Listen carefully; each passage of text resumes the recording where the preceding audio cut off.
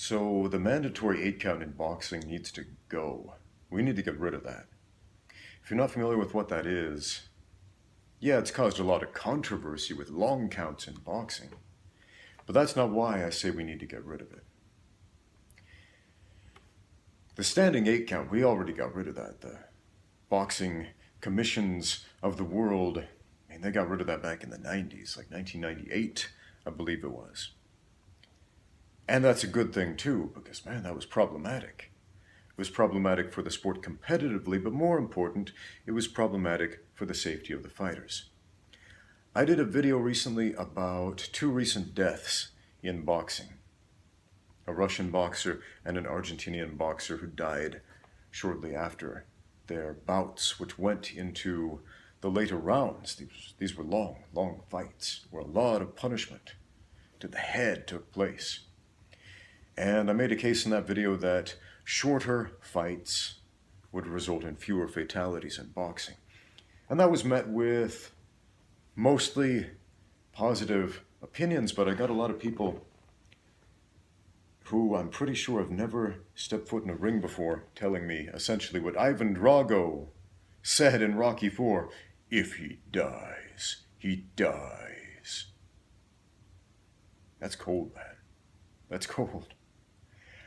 Believe it or not, it is possible to minimize the fatalities in combat sports by taking a few simple measures.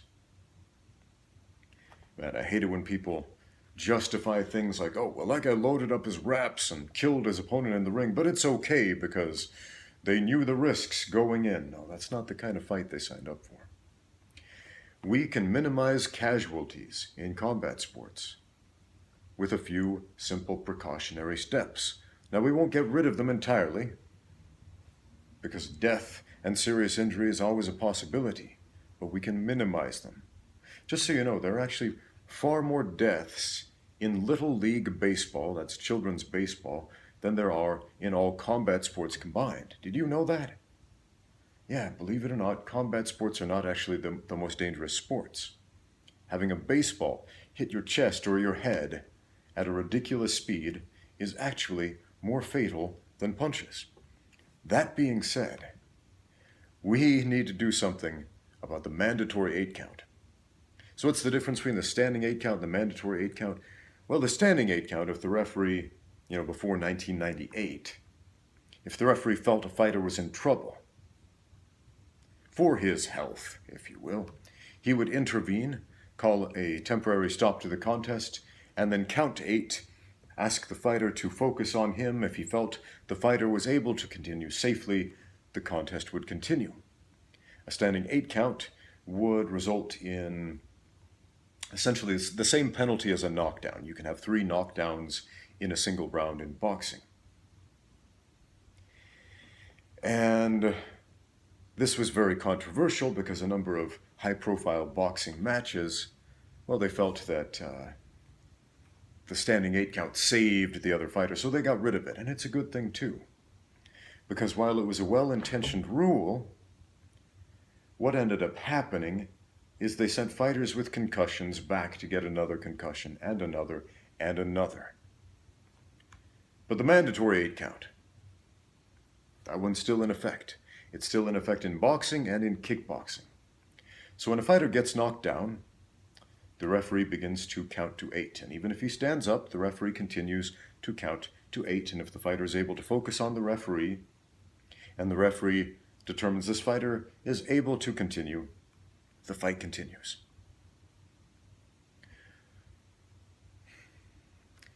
Now, people fall down in fights for a couple of reasons. 1, they are knocked down because they receive a concussive blow. And 2, they slip or they're tripped. Or in the case of a kickboxing sport like Muay Thai or Sanda, sometimes they're thrown. But we're talking about the concussive knockdown. They're hit in the head, and as a result of that hit in the head, their brain is bouncing around inside of their skull, and they fall down because of that. If you watch MMA fights, we see a much more honest result of what happens after that knockdown. The other fighter pounces on him and beats him until the referee stops the fight. seconds later. That's usually what happens.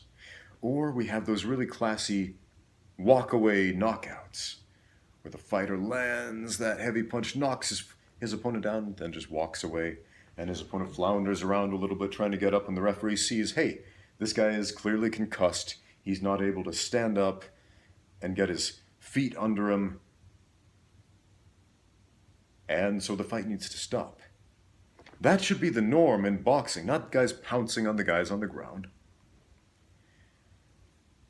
But the referee seeing that if the fighter is not immediately able to get back up to his feet and not be wobbly, that fight should stop.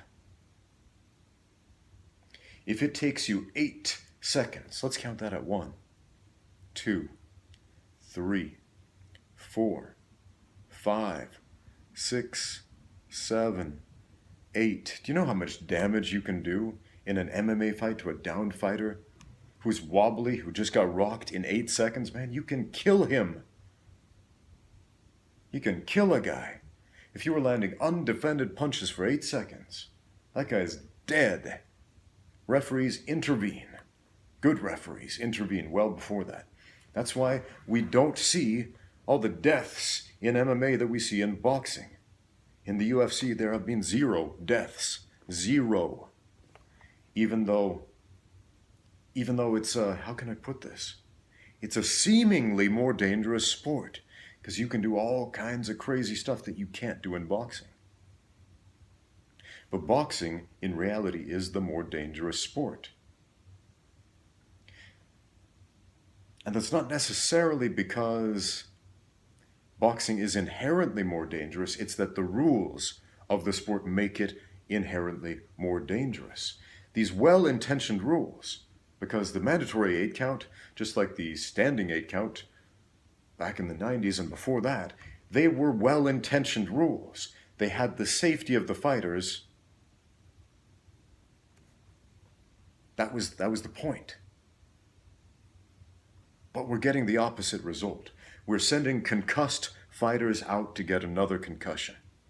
It's very similar to American football, where the players go out and without all that armor on, all the padding, all the helmets, they go out and they crash into each other harder and faster than humans are meant to.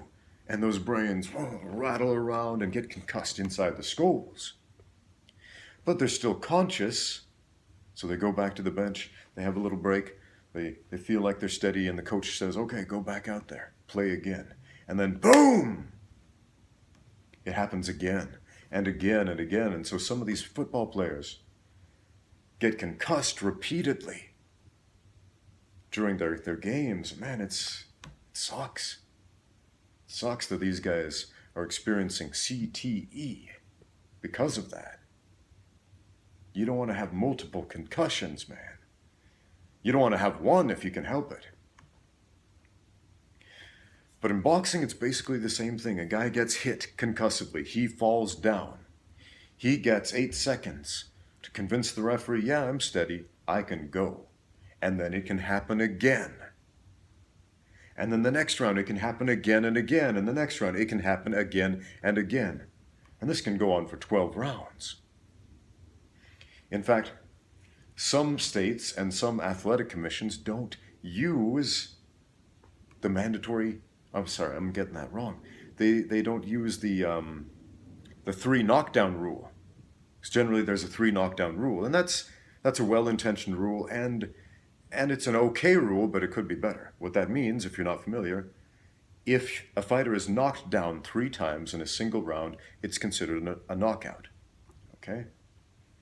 What I'm saying is 1 time.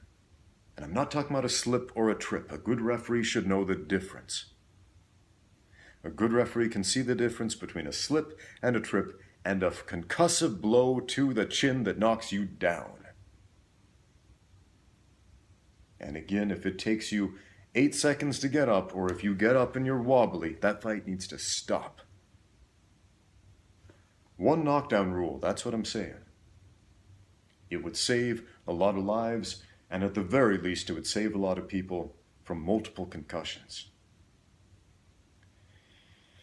Again, if you leave it up to the fighters, they will fight, they will not quit. It's how fighters are. It's their job. Fighters fight. So let's let the athletic commissions of the world, the adjudicators, all the people responsible for officiating in boxing, I'm petitioning you. Let's change this one thing. Let's have the best interest of the fighters in mind so that they can come back and fight again and put on great, fantastic shows and do it for longer. Thank you for watching. Now get out there and train.